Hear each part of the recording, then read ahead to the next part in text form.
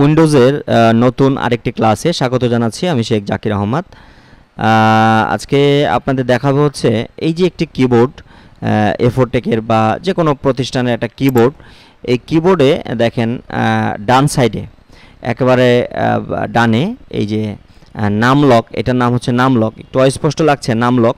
এটা প্রেস করলে এই যে এখানে একটা বাতি জ্বলে, তার মানে এই নাম লকটা যখন অন করা থাকে তখন এই অক্ষরগুলো কিন্তু কাজ করে, 0 থেকে 9 পর্যন্ত, প্লাস মাইনাস এগুলো সব কাজ করবে, এই জায়গাটুকু কাজ করবে। আর যখন আপনি নাম লকটা অফ করে দিবেন তখন এখানে আর কোনো কাজ করবে না। কিন্তু যদি এমন হয় যে নাম লক অন করা আছে ঠিকই, কিন্তু এদিকে কোনো কাজ করছে না, এক্ষেত্রে আপনি কি করবেন এটাই আজকে আপনাদেরকে দেখাবো। এটা নাম লক অন করা আছে কিন্তু কোনো কাজ করছে না, এক্ষেত্রে আপনি চলে যাবেন হচ্ছে টাইপ হেয়ার টু সার্চে গিয়ে আপনি চলে যাবেন হচ্ছে কন্ট্রোল প্যানেলে চলে যাবেন। যাওয়ার পরে দেখেন এখানে লেখা আছে ইজি টু অ্যাক্সেস সেন্টার, এখানে ক্লিক করবেন। ক্লিক করার পরে আপনি চলে যাবেন হচ্ছে make the keyboard easier to use, এখানে ক্লিক করবেন।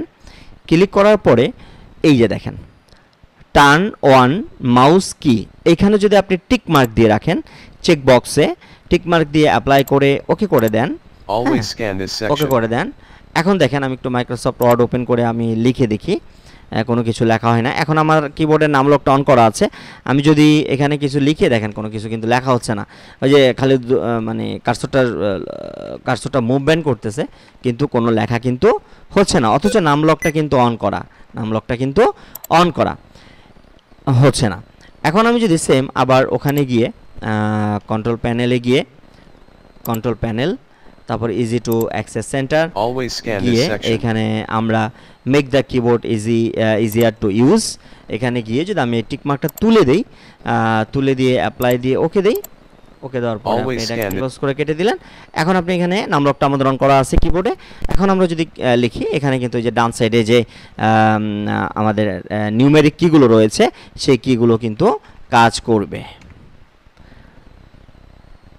তো এই ছিল মানে টুকটাক অনেক সমস্যা হয় আপনি কাজ করতে গেলে, যে ঝামেলাগুলো হয়, সমস্যাগুলো হয়, এই সমস্যাগুলো আপনি মনে হয়তো হতে পারে যে হয়তো কিবোর্ডটাই নষ্ট হয়ে গেছে, কিবোর্ডটা চেঞ্জ করে ফেলি। আসলে কিবোর্ডটা কিন্তু ভালো ছিল, জাস্ট এখানে এই টিক মার্কটা দিয়ে আসার কারণে আপনার এই নাম লকটা কিন্তু ডান দিকে কাজ করতেছিল না, এইদিকে কিন্তু ঠিকই কাজ করবে। তো মূলত আমরা সংখ্যাগুলো লেখার জন্য এটা ইউজ করি। তো এটা যদি কাজ না করে অনেক সময় বিভ্রান্তির শিকার হতে হয়।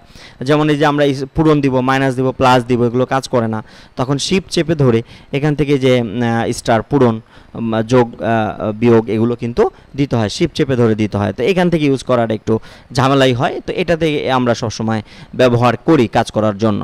তো এই ক্ষেত্রে হচ্ছে আপনি ভাববেন না যে এই কিবোর্ডটা নষ্ট হয়ে গিয়েছে, কিবোর্ডটা কিন্তু ভালোই আছে, জাস্ট সিস্টেমে একটু চেঞ্জ হওয়ার কারণে। অনেকেই কিন্তু কম্পিউটার কেনার পরে তার ভিতরে একটা আগ্রহ থাকে, আমি বাপরে বাবা আমার তো নতুন কম্পিউটার, আমি এখানে যাই, ওখানে যাই, এখানে যাই, সেখানে যাই, ক্লিক টিলিক করে দেখা গেল এলোমেলো করে ফেলছে। এলোমেলো করার কারণে এই সমস্যাগুলো কিন্তু হতে পারে।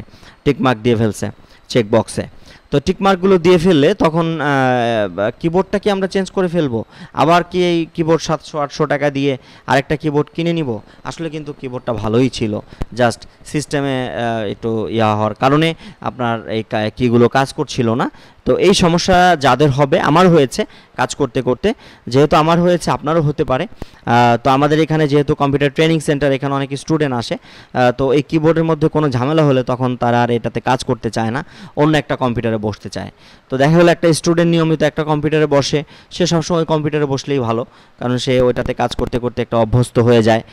তো এক্ষেত্রে সে আরেকটা কম্পিউটারে যখন কাজ করতে যাবে তখন কিন্তু তার ঝামেলা হতে পারে। তো এই জন্য এই জিনিসটা আমার সমস্যা হয়েছে দেখে আমি একটু টিউটোরিয়াল বানিয়ে আপনাদেরকে জানিয়ে দিলাম, যাতে আপনার সমস্যা হলে আপনি এটাকে সমাধান করতে পারেন। তো ধন্যবাদ জাকির কম্পিউটার ট্রেনিং সেন্টারের সাথে থাকার জন্য, এবং ZTV অনলাইনকে আপনারা সাবস্ক্রাইব করবেন। আমরা আর মাত্র 9 জন সাবস্ক্রাইবার হলে আমাদের চ্যানেলে কিন্তু 8000 সাবস্ক্রাইবার হবে। তো আশা করি আপনারা আমাদের এই চ্যানেলে সাবস্ক্রাইব করে আমাদের পাশে থাকবেন। তথ্য প্রযুক্তি বিষয়ক, টেকনোলজি বিষয়ক আমরা বিভিন্ন টিউটোরিয়াল নিয়ে আপনাদের সামনে হাজির হই। তারই ধারাবাহিকতায় আজকেও এই সমস্যাটি সমাধান দিলাম। তো সকলে ভালো থাকুন, সুস্থ থাকুন এবং নিরাপদে থাকুন। পরবর্তী আবারও নতুন কোনো ভিডিও নিয়ে হাজির হয়ে যাব। আমি শেখ জাকির আহমদ। আসসালামু আলাইকুম ওয়া রাহমাতুল্লাহি ওয়া বারাকাতুহু।